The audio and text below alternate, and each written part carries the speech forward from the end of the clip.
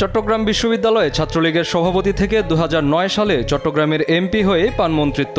জনরোষে উৎখাতের শিকার আওয়ামী লীগ সরকারের টানা প্রায় 16 বছরের শাসনামলের পুরোটাই বিভিন্ন মন্ত্রণালয়ের মন্ত্রিত্ব পান এই হাসান মাহমুদ। সবশেষ সরকার উৎখাত হলে মঙ্গলবার পালিয়ে বিমানবন্দর পার হতে চাইলে আটক হন সাবেক এই পররাষ্ট্রমন্ত্রী। হাসান মাহমুদ আওয়ামী লীগ সরকারের সবচেয়ে বেশি সুবিধাভোগী মন্ত্রী হয়ে কামিয়েছেন কয়েক হাজার কোটি টাকা। চট্টগ্রামে কয়েকশো কোটি টাকায় 3টি 15 তলার বিল্ডিং গড়েন হাসান মাহমুদ। রাজধানীর পিঙ্ক সিটিতেও গড়েন আরও 3টি বাড়ি।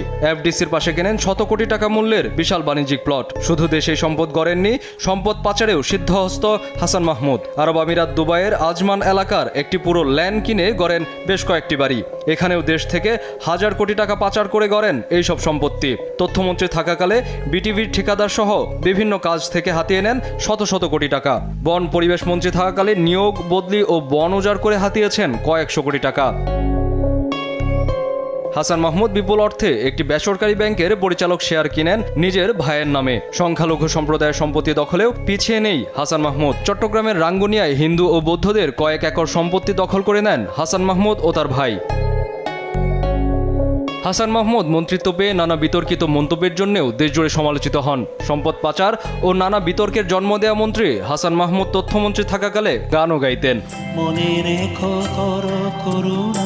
বিতর্কিত হাসান মাহমুদ বন, পরিবেশ ও তথ্য মন্ত্রণালয়ে টানা 16 বছর মন্ত্রীর দায়িত্ব পালন করেন। দেশজুড়ে ছাত্র অভ্যুত্থানের মুখে শেখ হাসিনা দেশ ছেড়ে পালালে পরের দিন পালাতে গিয়ে বিমানবন্দরে আটক হন হাসান মাহমুদ।